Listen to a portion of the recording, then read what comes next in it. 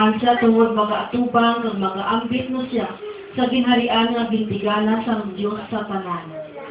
Ang aton pagtipon karon nagapatimaan sa aton pagkabalaka, gugma pagpakibuylog sa pamilya sa mga Lucia, dira sa ila kalisod.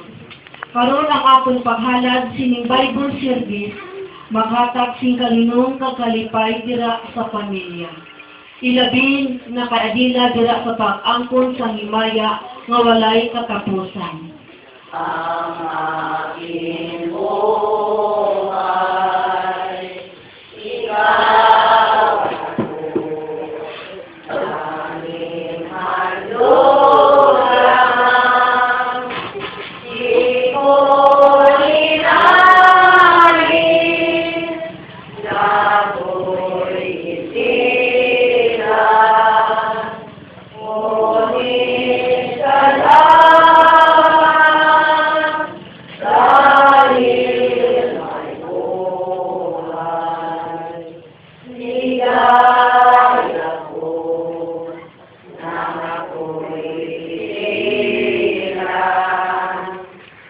Karon matingambit sa mga kasubo sa pamilya nga natungdan sa sini nga pagsaliwan ni Adila gani sa sini nga aton paghalad sa mga pangamuyo para sa iya aton anay nga kilalahon ang aton nga mga kakulangan nga nahimo sa adlaw-adlaw naton nga pagkinabuhi kag ang tanan aton pangayuan sa kapatawaran. Kita nga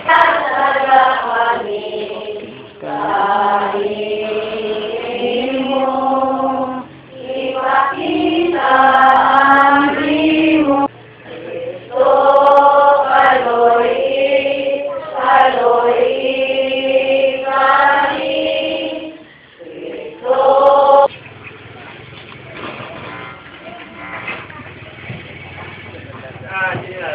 Nga balasawang ginkuha halin sa libro sang paalam.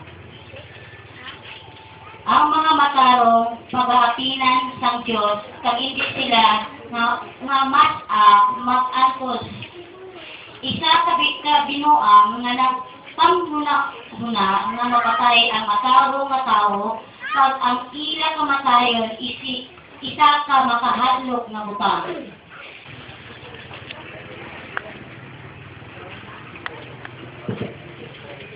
Ang kaluluwa ko'y nauuhaw sa iyo, O Panginoon ko.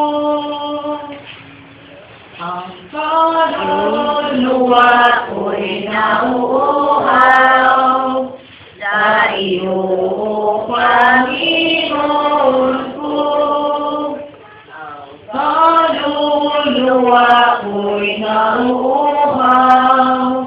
sa iyo, O Panginoon ko.